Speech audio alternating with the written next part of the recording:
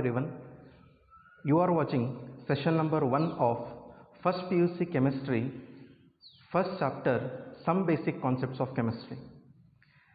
As a point of examination, from this chapter you are going to get 8 marks, and the question numbers are question number 1 for 1 mark, question number 11 for 2 marks, and question number 27 for 5 marks.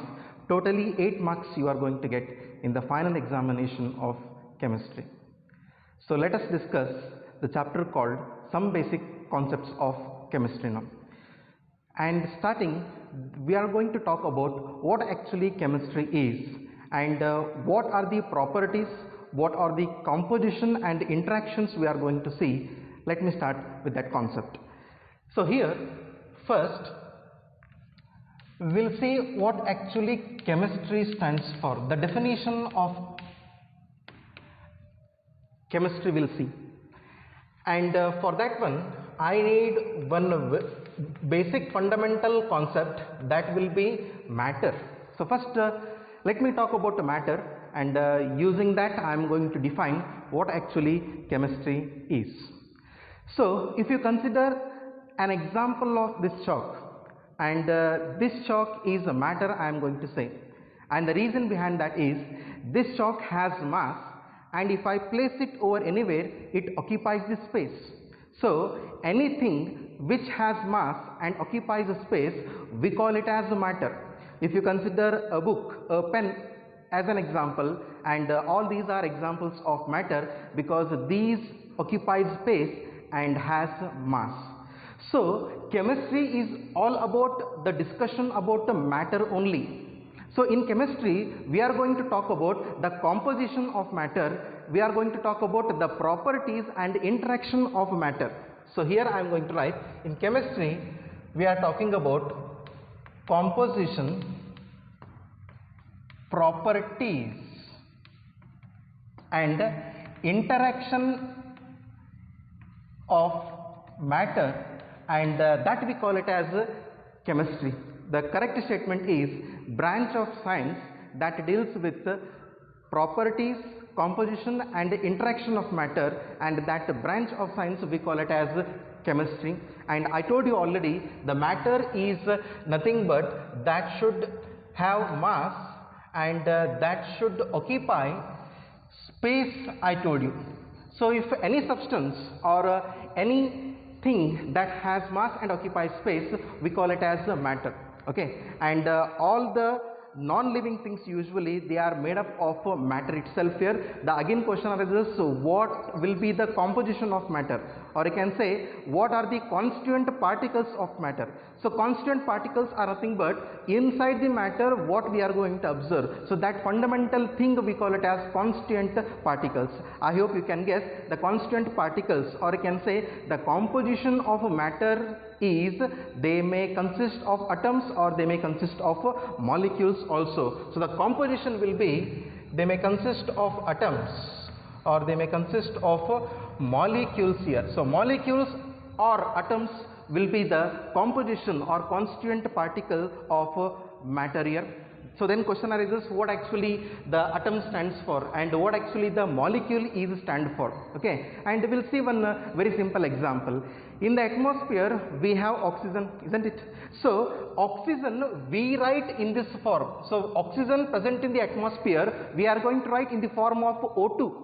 Okay, and how O2 is formed? When one oxygen combines with one more oxygen, you are going to get O2. So if I write only one O, that stands for oxygen atom. You just try to know that one. Oxygen atom is different and oxygen molecule is different. So here I have written one O that reacts with one more O, you are going to get O2. So these are nothing but atomic oxygen and this is nothing but a molecular oxygen. So what is the difference between atom and molecule? Try to know. Atom cannot exist independently in nature, whereas molecule exists independently in nature. So if you observe any kind of atom that cannot exist independently in nature, that has to combine with one more atom of the same kind or different kind, that is going to be converted into molecule actually. So molecule exists in nature. So now try to know the difference between atom and molecule.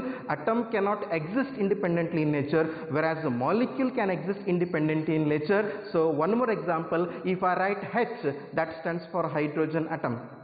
If I write H2, that stands for hydrogen molecule. This is a way how we are going to differentiate between atoms and molecules. And remember, these are the composition, or these are the constituent particles of matter, that is nothing but atoms or molecules we are going to talk. So that is about the basic fundamental meaning of a matter. So now after moving what actually the matter stands for, so now we'll see what are the different states of matter. We'll see now.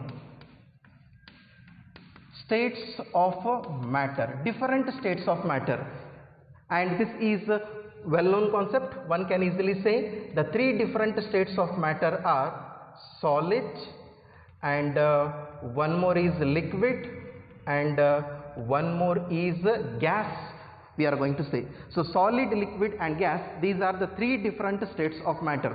So now let us discuss what is the fundamental concepts of this, and later we are going to talk the properties and how about the interaction we are going to see now. So as we know that solid, liquid, gases are nothing but the three different states of matter, and try to know all these has mass and occupies the space, okay, and the constituent particles may be atoms or molecules. Try to know, if I use the word called constituent particles, that may be atoms or that may be molecules in this particular section, right? So here if you want to talk about a solid, okay, and you can guess that in case of solid the constituent particles are closely arranged. You try to know, in case of a solid the constituent particles are closely arranged. So let me consider that constituent particles are spherical in nature. It is just like a sphere, and these are closely arranged in case of solid. And if you want to draw the same for the liquid, and they are loosely arranged, okay, like this, and similarly, and for the gases they are freely arranged.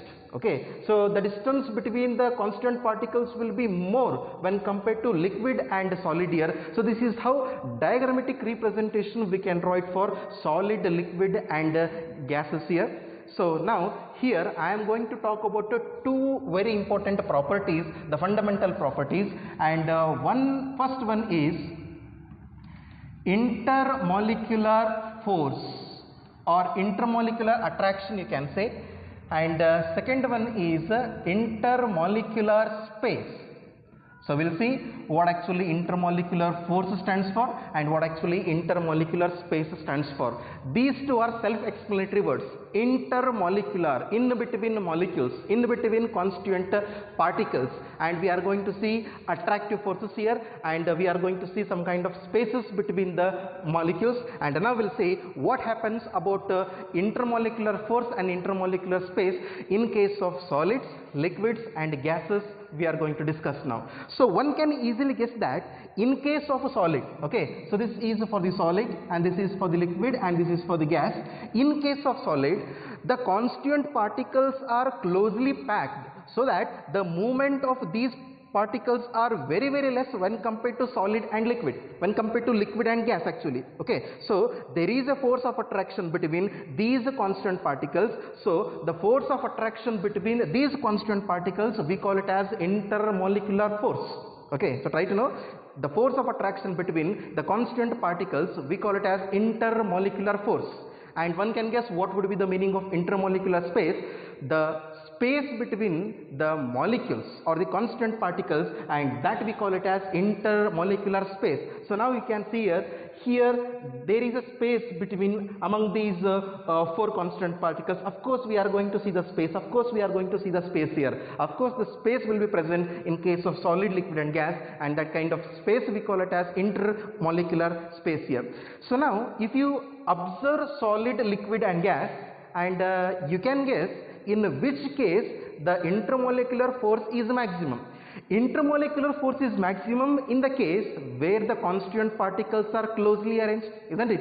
So therefore intermolecular force is maximum in case of solid and intermolecular force is minimum in case of gas here. So what I am going to write here, if you consider solid, liquid and gas, and now I can say intermolecular force will be varying in this manner, and the meaning is intermolecular force is maximum in case of a solid and minimum in case of a gas.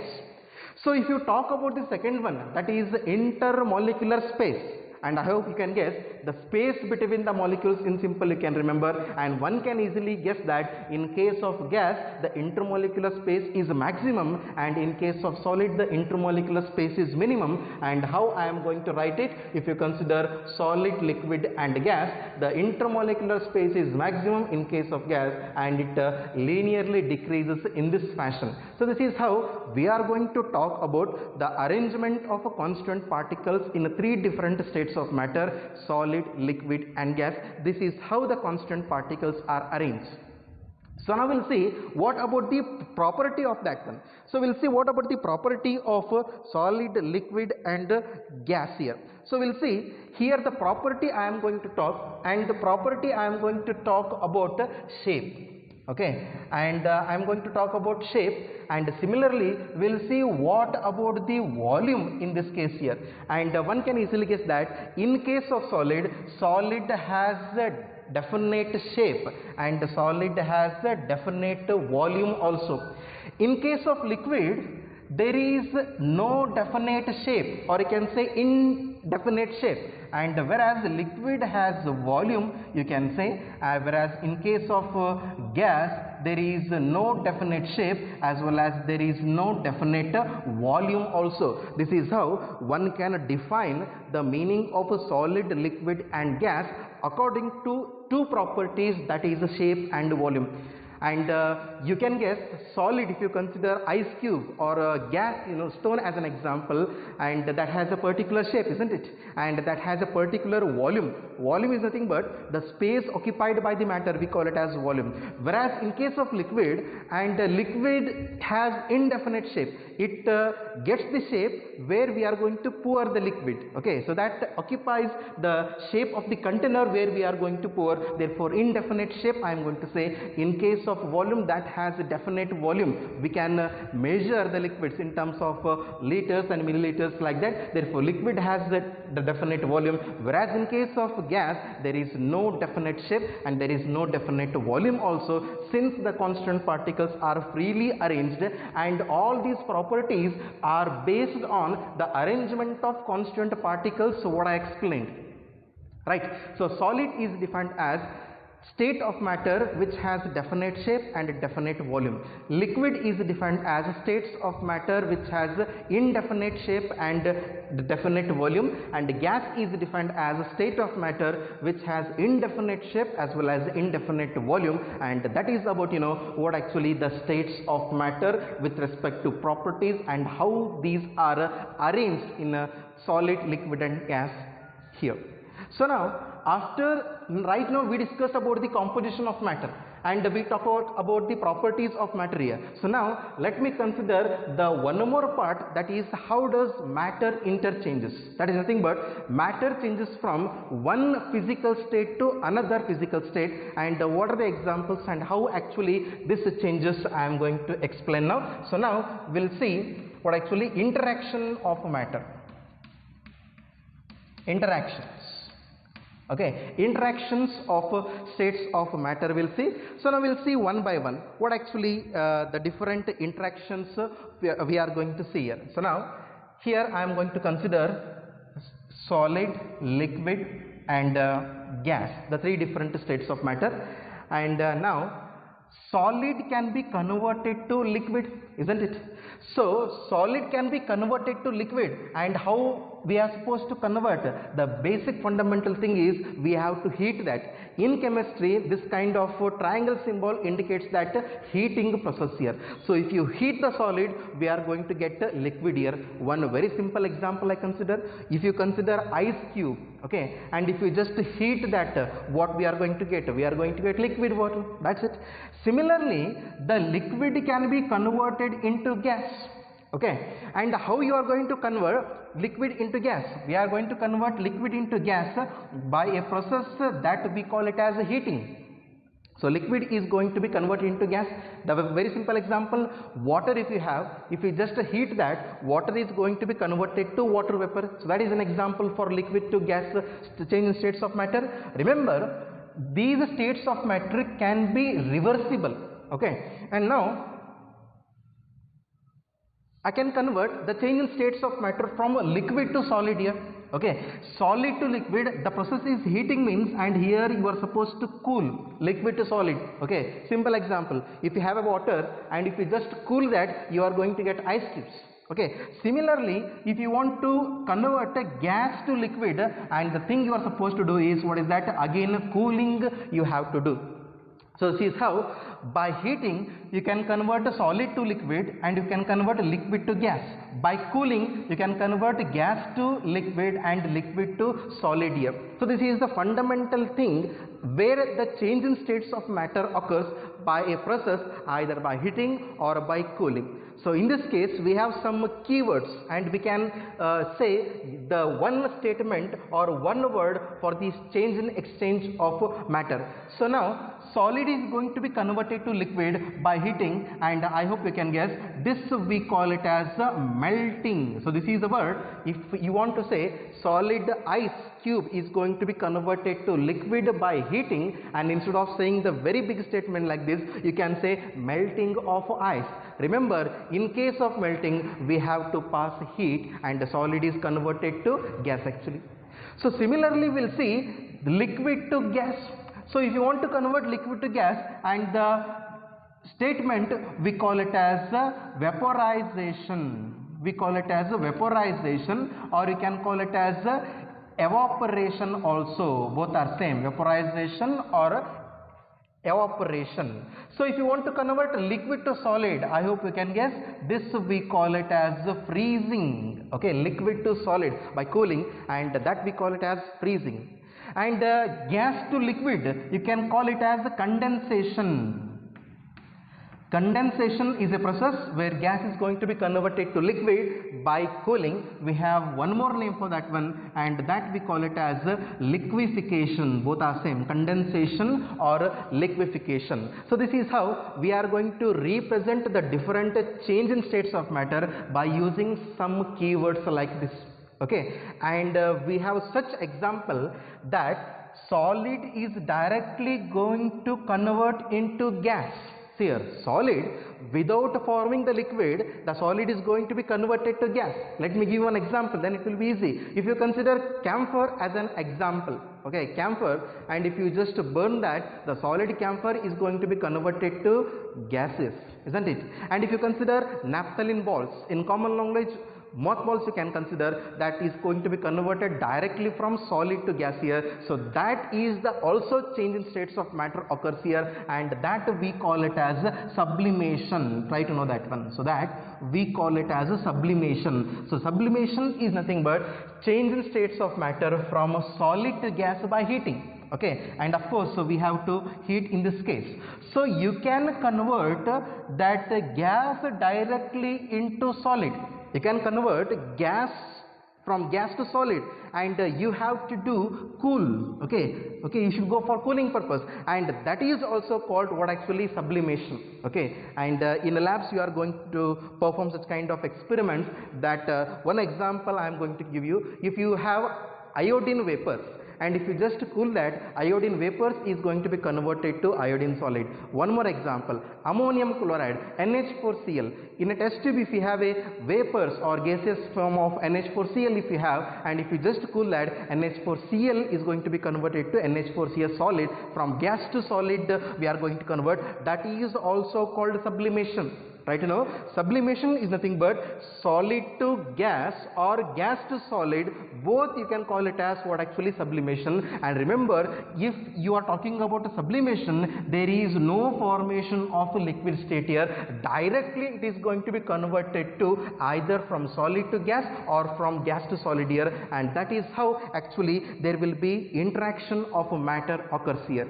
So this is the fundamental concept about matter. So here we came to know about the composition of matter, we came to know about the property of matter, and we came to know about the interaction of matter. And here I consider one very simple example and I explained all these concepts here. Similarly, n number of chemical substances, n number of natural products we have, and we are going to talk about the composition, property and interaction of these matters here, and all together that we call it as chemistry. That will be the branch of science that deals with matter only. So now, after moving with the properties and the interaction, we'll see how actually matter is going to be classified. Okay, so now I am going to talk about the classification of matter. Classification, we'll see classifications of matter. So first, here I am going to draw one flowchart for a better understanding. So if you consider matter as the fundamental concept, and matter is going to be classified into two different types. Let me draw that flowchart first. Matter is classified into two different types. The first one is mixture and the second one is pure substances. Second one is pure substance. Again, mixture is going to be classified into two types. Mixture is going to be classified into two types, and we call it as homogeneous mixture, and one more is heterogeneous mixture. Homogeneous mixture and heterogeneous mixture. Pure substances can be further classified, and pure substances can be classified into, I hope you can guess, pure substances can be classified into two types.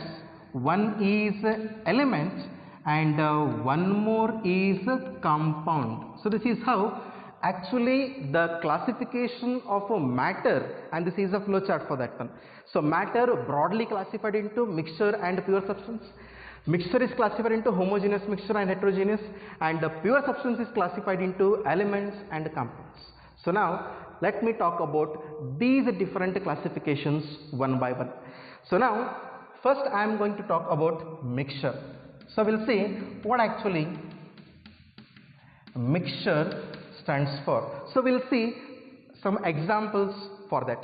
So now for mixture I am going to consider one very simple example, and using that example I am going to explain. I consider one example, sugar solution, and I will consider one more, that is the mixture of water and oil. So two examples I am going to consider. So just to see the examples what I have written, one is the sugar solution and one more is the water when it is mixed with the oil. So we'll see what happens in case of these two and why these two are called mixtures, we are going to discuss now. So now see, in case of sugar solution, in case of the combination of water and oil, the key points I am going to write: the compositions are present in any proportion. The compositions are present in any proportions, or constant particles are present in any proportions. And one more is can be separated by physical means. Can be separated by physical means. So we'll see, actually these two are the keywords, and using that we are going to define the statement of a mixture here. So now these are the keywords: the composition, they are present in any proportions, and the compositions can be separated by physical means here. Okay, and first let me talk about what actually physical means stands for. Physical means, or you can say physical process.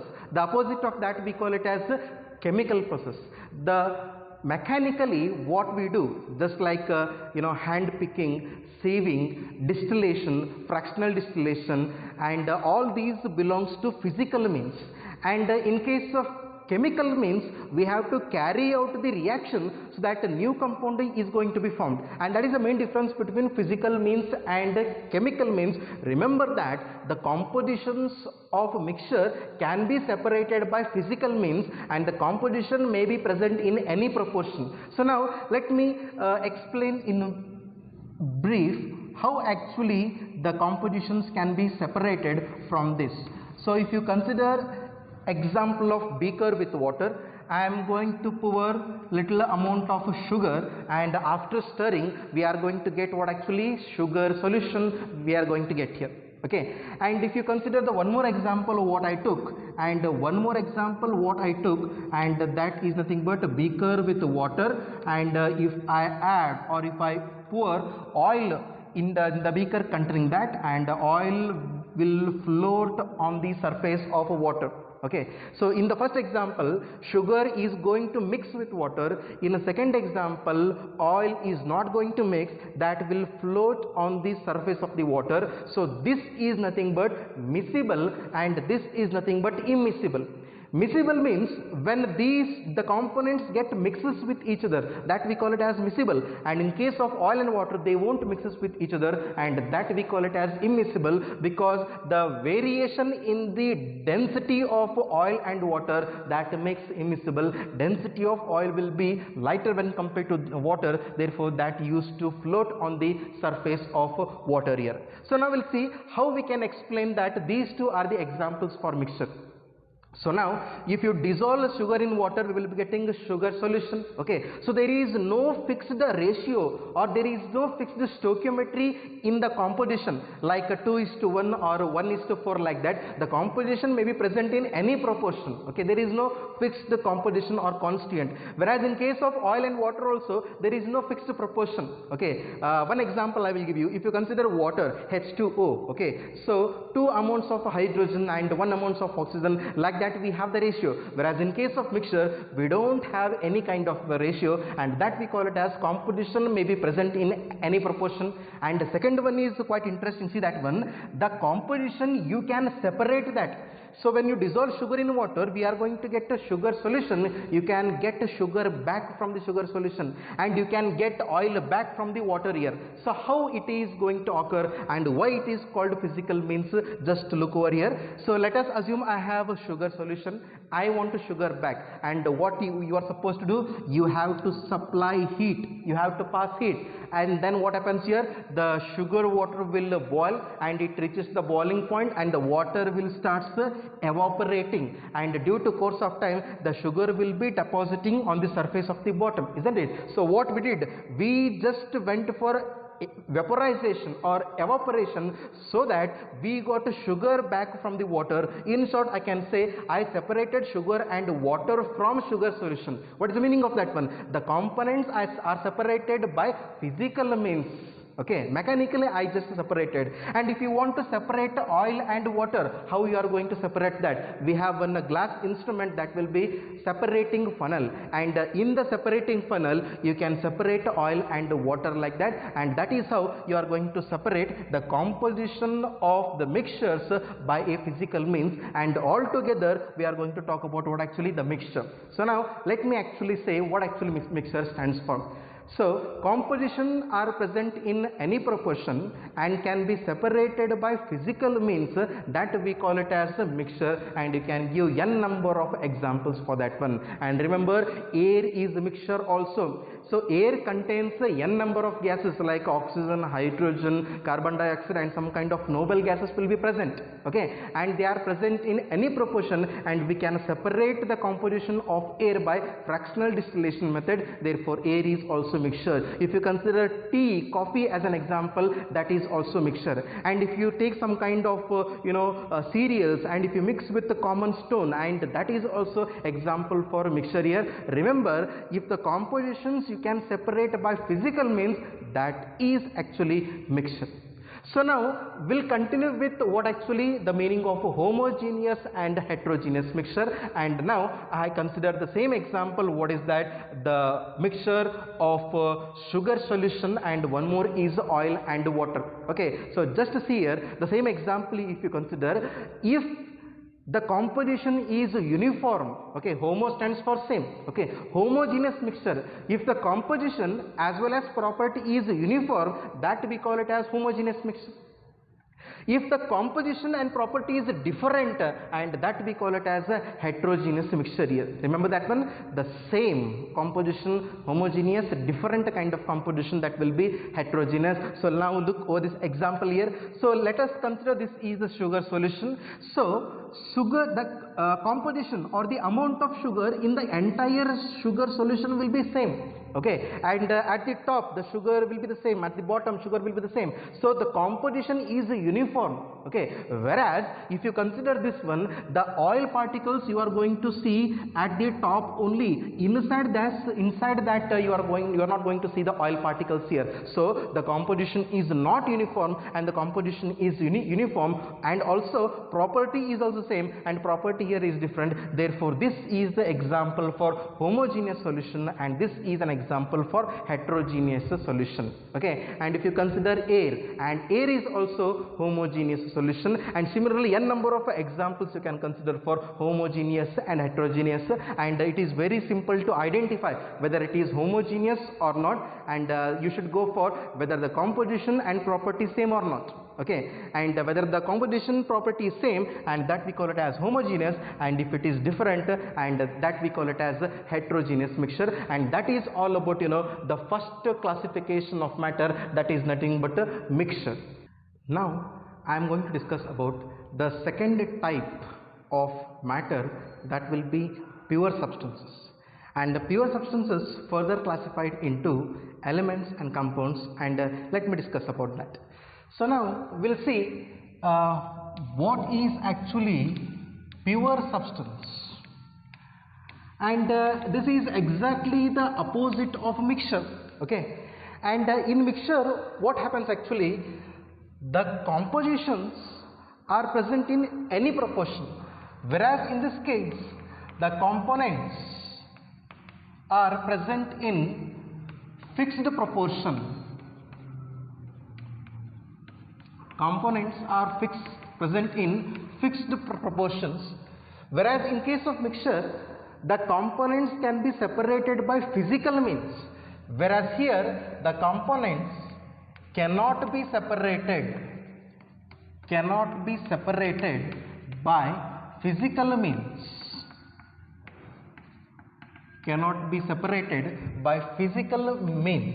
So that is how the pure substance is going to differ from a mixture. Okay, and try to know that one, the components or composition, they are present in fixed proportion. Okay, and one more is the components we cannot separate that by physical means. Just like I told you, evaporation, condensation, distillation, fractional distillation, these are mechanically we can do that procedure, and using that you cannot separate the composition or constituents of pure substances. Okay, so let me explain by considering some examples here.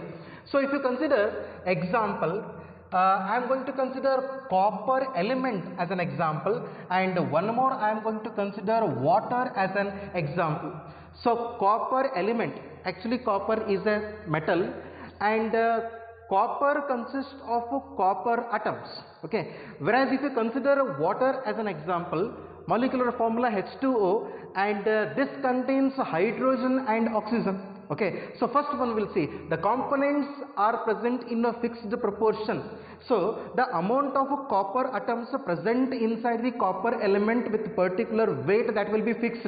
Okay, and you cannot change that one, and that is always present in fixed proportions only. Whereas in case of water also, the amount of hydrogen as well as the amount of oxygen, they are fixed with a particular ratio.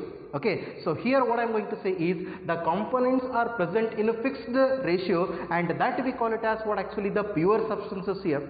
Okay, and the second one will see whether it is going to suit or not. Components cannot be separated by physical means here. So now of course we cannot separate the copper atoms inside the copper element as it is, and we'll see about the water here. And I said that water consists of hydrogen and oxygen. Okay, by performing mechanically or with the physical process, you cannot separate hydrogen and oxygen here, but by the chemical method, by the chemical procedure, we can separate hydrogen and oxygen, of course, but remember that one, which method we are going to follow here. Using the physical means, you cannot separate the components of water here. Therefore, copper example what I considered and water example what I considered, these are examples for pure substances here. Now, pure substance is defined as components are present in fixed proportion and cannot be separated by physical method or physical means, and that we call it as what actually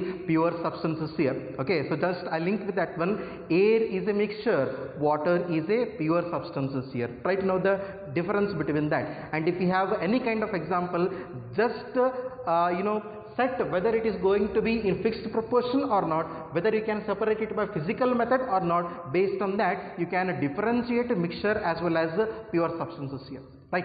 So now we'll see what are the two different types we are going to observe in case of pure substances. I told you already in the flow chart, the first one is element. The first one is element, and the second one is I told you that will be the compound. So element and compound, these are the two different types of pure substances. Okay, or you can say in case of element and compound, the components are present in fixed proportion and you cannot separate the composition or components by physical method, and that is about the in general pure substance, and it is going to be allowed for element as well as compound also. So now we'll see with a particular example. So for element, I am going to consider example of copper, and for a compound I am going to consider example of water here.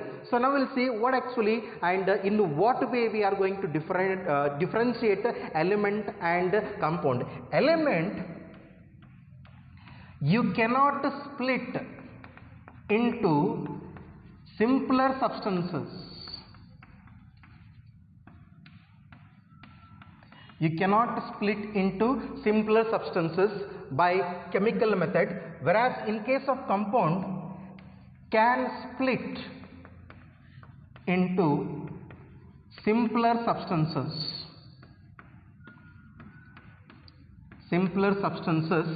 by chemical means. Of course, we know that one. Using physical means, we cannot separate element as well as compound, the components. Whereas using chemical method or using chemical means, we can separate the components of compound but not hydrogen. So we'll see that one. So example copper I considered, that is the simplest substance. You cannot further split that or divide that, and you are not going to get any simpler substance into that one. So copper will be the simplest. Okay, usually elements are simplest in general, we can say. If you consider example of compound water, we can split that into simpler substances. How? You just see that one. If you consider the same example what I took, water, that is H2O, and that is a compound actually, and we can split that. How you are going to split? We are going to split into hydrogen as well as oxygen. So what we did, we have splitted that H2O into H2 and O2 by chemical means here. You try to know that one. So what is actually chemical means stands for? Remember, in case of a chemical change or a chemical process, new substances are formed, whereas in case of a physical change, there is no formation of a new substance here. So H2O is water, that is going to be converted to hydrogen as well as oxygen. Hydrogen, oxygen are completely new when compared to the water. Therefore this process we call it as a chemical method here. So using chemical method, we can convert water into its constituent particles, that will be H2 and O2. We cannot just divide that one. High electric spark has to be supplied. In presence of high electric spark, the water is going to be converted into H2 and O2. This is how we can split the compound into simpler substances, whereas we cannot split the element into simpler substances, by which means you need to remember that will be by chemical means only. So just I am going to link with that one. While defining mixtures and pure substances, we used physical means, whereas while defining element and compound, we used chemical means, and that is how that will be the complete classification of matter. That will be mixture and pure substance. Mixture is classified into homogeneous and heterogeneous, whereas pure substance is classified into element and compound. So that is about the entire classification of matter. So now after learning the classification, we'll see the properties of matter. Okay, so what are the properties we are going to see? Properties of matter. So in what way the properties of matter is going to differ, and in general how many properties of matter we have here. So let me write that. The first one will be physical properties and second one will be chemical properties. So first one is physical properties and the second one will be the chemical properties. So we'll see that one. So what actually the meaning of physical property and what actually the meaning of chemical properties. So see here, properties of matter can be measured, isn't it? And if you measure the property of matter without changing the composition or without changing the identity, okay, so let me write here, without changing identity, or I can say without changing composition, and that property we call it as a physical property. So opposite of that one, okay, by changing or with changing identity, if you measure any property of matter by changing the composition or identity, that we call it as the chemical properties. Later, for all substances of all matters, we are going to learn some what are the physical properties of so and so, what are the chemical properties. Remember that one. If you are talking about physical properties, you should not change the composition or identity, whereas you are talking about chemical properties, you have to change or you have to carry out a reaction so that the composition is going to be changed in this case. So now we'll see the example, then you are going to understand. The first one example I am going to consider color. Okay, we just see that one. Let us assume I have a matter or a substance, and if you want to observe or if you want to measure the color, what you have to do, just we have to observe that. Okay, so we are not changing the composition, we are not changing the identity of the substance, just we are measuring and what will be the color of that. So therefore color belongs to physical property. Similarly, odor is nothing but a smell. Okay, and if you take the smell of that, and we are not going to change anything, okay, just as it is we are going to smell, we are going to get the odor, and color, odor, melting point, etc. all these belongs to the properties of matter, and these properties we call it as the physical properties. So physically what we observe without carrying out the reaction, without changing the states of matter, you can say, and if you measure any property, and that property is nothing but physical property, and color, odor, melting point belongs to the category we call it as physical property. We'll see the second one, and that is the chemical property. I told you already, in case of a chemical change, there will be the formation of new substances here. So by changing the identity, by changing the composition, if you measure the property of a matter, and that kind of property we call it as a chemical property. So let me talk about some examples for that one. So basicity is an example for chemical property, and acidity is an example for chemical property. Okay, so we'll see using these example, I am going to explain bit how actually the chemical change occurs, and we can measure the properties here. Okay, so let me consider some simple example. Okay, HCl, hydrochloric acid. Okay, and now I am going to say that HCl is acid, and the reason behind that is HCl contains replaceable hydrogen. Okay, you can replace this hydrogen by strong base. Okay, and that is how HCl contains a replaceable hydrogen. So in case of HCl, we have only one replaceable hydrogen. Therefore basicity of HCl is 1. This is how actually we find the basicity of acid. Okay, so remember that one. For acids we have basicity, whereas for bases we have acidity here. So HCl, the basicity will be 1, or you can say this is monobasic acid. Why? Because HCl has one replaceable hydrogen. If you consider one more example, that is H2SO4. In case of H2SO4 we have two replaceable hydrogen, therefore the basicity will be what? Actually the basicity will be 2 in this case.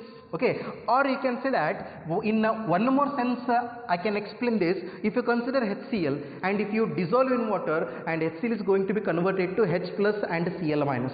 When you dissolve H2SO4, you are going to get 2H plus and SO4 2 minus here. Okay, so that is how the change we are going to see. We just change the composition, or we just change the identity, and we measured the property, that is basicity of HCl is 1 and basicity of H2SO4 is 2. Therefore I can say that one basicity is a chemical property.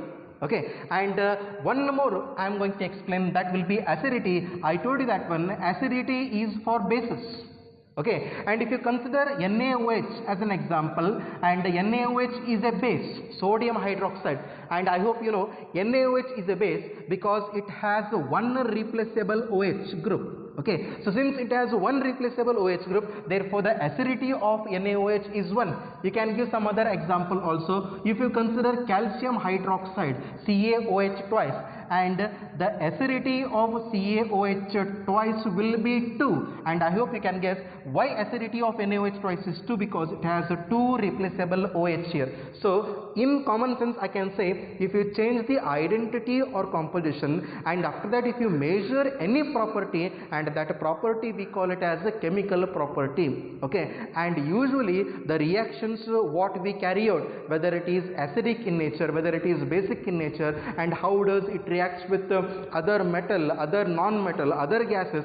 In simple language I can say the chemical reactions what we carry out, and all that belongs to what actually the chemical properties, and the physically what we observe, and that belongs to the property we call it as a physical property. It is the fundamental concept you should know. Properties of matter can be divided into 2, physical properties and one more is chemical properties, and some examples also I explain. So now after moving with the properties, okay, so we'll see now what are the basic physical quantities. What are the basic physical quantities? Okay, and usually these are the basic physical quantities we are going to measure a matter. We are going to measure the property of matter, and totally fundamentally there are 7 basic units here. Okay, so let me write that one by one. What are the 7 basic units? The first one is length, okay, and mass, okay, and time. We have current, we have temperature, okay, and we have luminous intensity.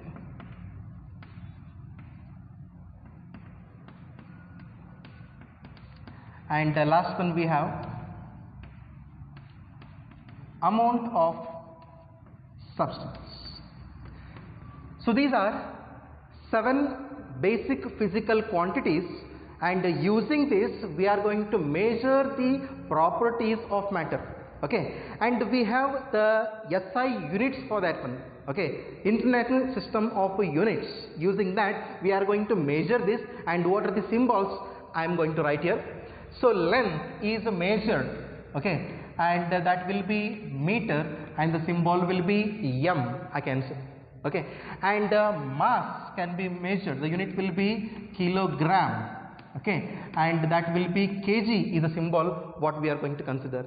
And the time we are going to measure in terms of seconds, and small s is the symbol of that. And current we are going to measure in terms of amperes, and capital A will be the symbol of that. And temperature in terms of Kelvin, and capital K will be the symbol of that. Luminous intensity we are going to measure using candela, and the CD will be the symbol of that, and the amount of substance we are going to measure with the mole, and the unit for that is MOL.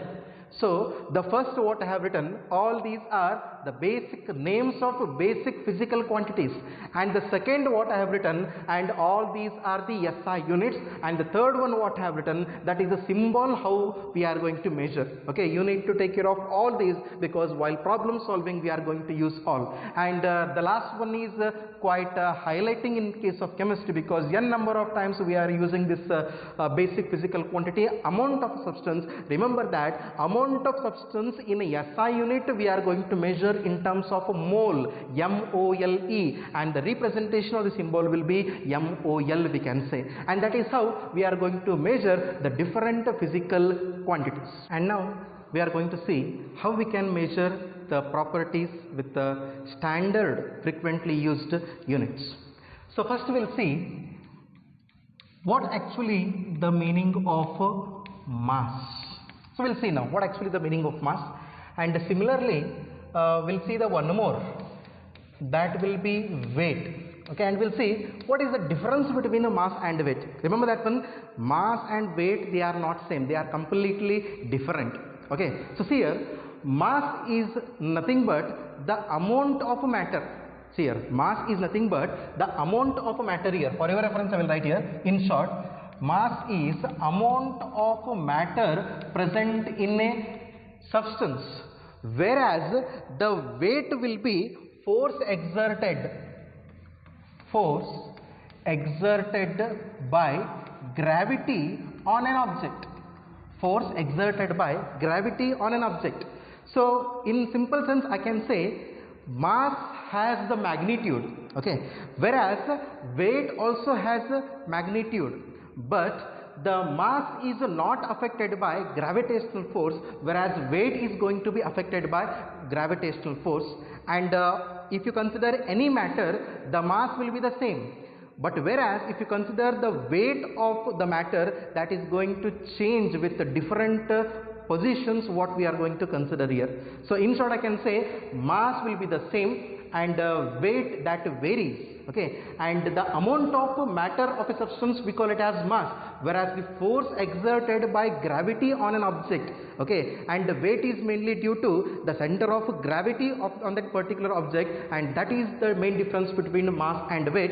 And I am going to say here, mass is a scalar quantity. Mass will be the scalar quantity, whereas weight will be the vector quantity. So scalar and vector, this is how we can measure the physical property. In case of a scalar, we have magnitude, but we don't have any particular direction. So with the magnitude and without the direction, and that property we call it as scalar. And with the magnitude as well as the direction, if we have magnitude as well as direction, and that we call it as what actually the vector here. So try to know that one, mass is a scalar quantity, whereas the weight will be the vector quantity, and we can measure that in terms of kilograms and grams, what I said. And that is how you are going to write the something about the matter, and one more is weight. And similarly we'll see what about the volume. Okay, and volume also we can measure any kind of property, and volume is nothing but actually space occupied by matter. Space occupied by matter. So if you consider the space occupied by a matter, and that we call it as actually the volume here. Okay, and SI unit for the volume will be meter cube. You try to know that one. SI unit for the volume will be meter cube, and usually we measure in terms of liter. Okay, and 1 liter is equals to 1000 milliliters. And one more I am going to write, that is 1 dm cube is equals to 1000 cm cube. These are the usually frequently used unit conversions here. Volume is nothing but the space occupied by the matter, I told you, and we can measure that in terms of liters or in terms of dm cube. The SI unit will be meter cube, you just try to know about that one, and 1 liter is equals to 1000 milliliters, and 1 dm cube is equals to 1000 cm cube. Dm cube, decimeter cube, cm cube, centimeter cube, what we are going to consider. Okay, usually in chemistry lab we are going to measure the volume of solutions or liquid in a very small quantity. Therefore we have some kind of instruments like burette, pipette, measuring flask, measuring cylinder, and using that we are going to measure the volume of liquid in this case, and these kind of conversions you should know, that will help us while solving the problems, and that is about the volume term. And similarly we'll see one more of the same kind, and I'm going to talk about density.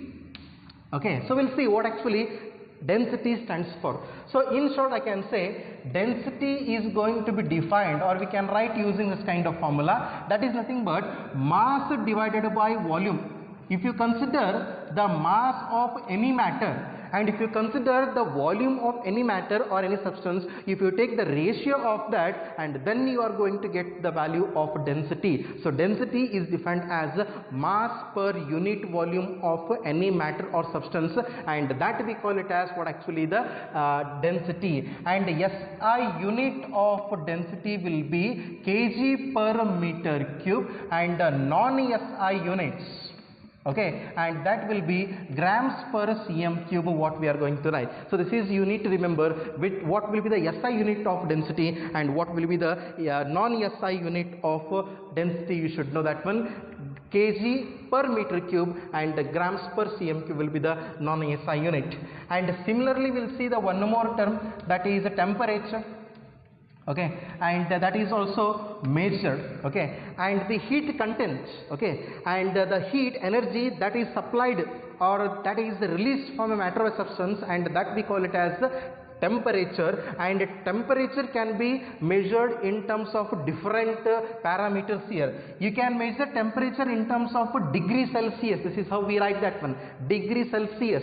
And we can measure the temperature in terms of degree Fahrenheit. Capital F stands for Fahrenheit. And we can measure the temperature in terms of Kelvin. As I told you, the SI unit for temperature will be the Kelvin here. So we have three different measurements for the temperature: degree Celsius, degree Fahrenheit, and Kelvin we have.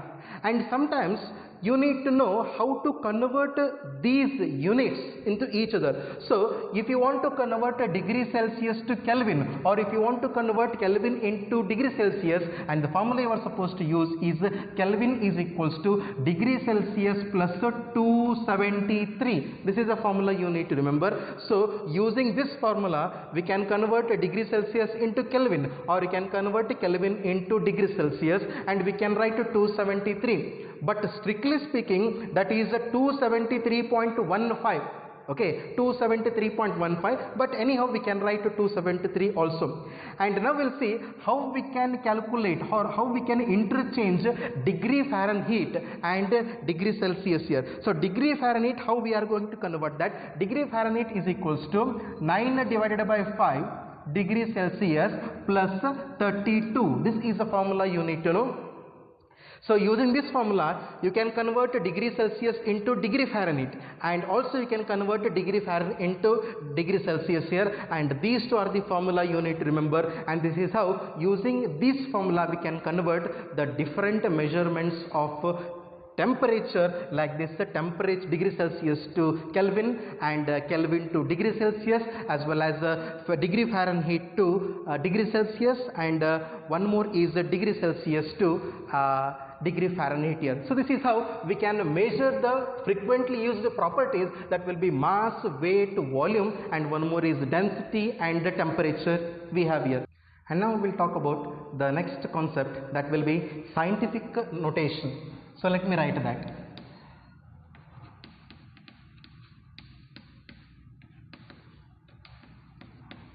Scientific notation. So we'll see what actually scientific notation and how we are going to convert the one particular number in the form of a scientific notation. Sometimes while measuring any physical properties, we get two large number and we may get two small number also. And two large number and two small number can be converted into one particular form, and that form we call it as scientific notation here. And the form I am going to write here, the form will be n into 10 raised to n. So if you have a two large number, you can convert that number in the form of n into 10 raised to n. And if you have a two small number, you can convert in the same form n into 10 raised to n. And if you convert in this form and that particular form of a given number, we call it as scientific notation.